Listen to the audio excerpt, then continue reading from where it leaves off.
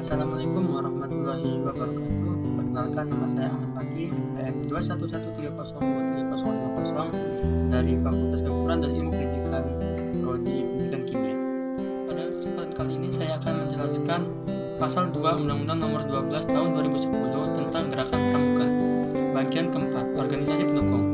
Pasal 32. Yang pertama, Satuan Organisasi Gerakan Pramuka sebagaimana dimaksud dalam Pasal 23 huruf B, huruf C, dan huruf D sesuai dengan tingkatan dan pembentuk. Yang pertama, Satuan Karya Pramuka.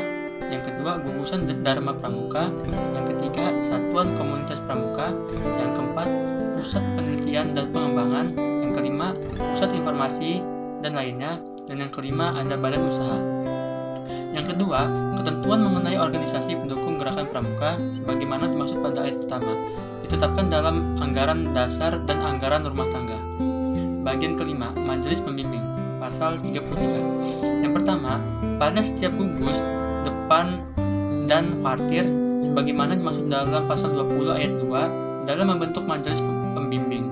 Yang kedua, Majelis Pembimbing sebagaimana dimaksud pada ayat pertama bertugas memberikan bimbingan moral dan keorganisatoristan serta memfasilitasi penyelenggaraan pendidikan kepramukaan.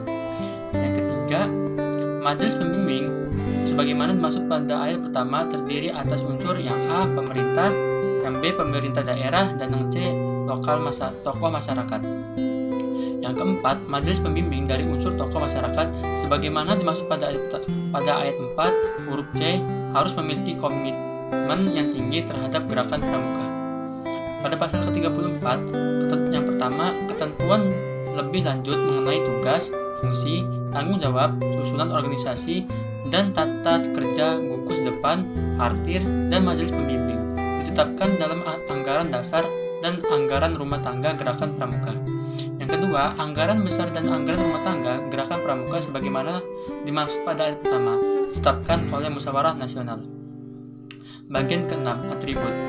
Pasal 35. Gerakan pramuka sebagaimana dimaksud pada pasal ke-20 ayat 2 memiliki atribut berupa A. Lambang, B. Bendera, C. Panji, D. Himne, dan yang E ada pramuka seragam, pakaian seragam. Yang kedua, atribut gerakan pramuka sebagaimana dimaksud pada ayat pertama didaftarkan hak ciptanya. Yang bab 4, tugas dan wewenang. Pasal ke-36.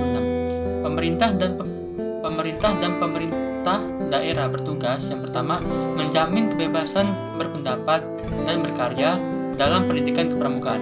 Yang kedua, membimbing, mendukung, dan memfasilitasi penyelenggaraan pendidikan kepramukaan secara berkelanjut dan berkesinambungan. Yang ketiga, membantu ketersediaan tenaga, dana, fasilitas yang diperlukan untuk pendidikan kepramukaan.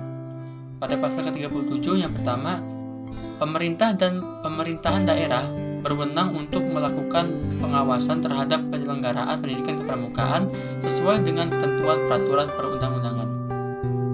Yang kedua, pengawasan terhadap pelaksana penyelenggaraan pendidikan kepramukaan sebagaimana dimaksud pada ayat pertama dilaksanakan oleh menteri dan gubernur serta bupati atau wali kota. Pada bab kelima, hak dan kewajiban. Pasal 38, setiap peserta didik berhak mengikuti pendidikan kepramukaan, menggunakan atribut pramuka, mendapatkan sertifikat dan tanda ketetapan kepramukaan, dan mendapatkan perlindungan selama mengikuti kegiatan pramuka.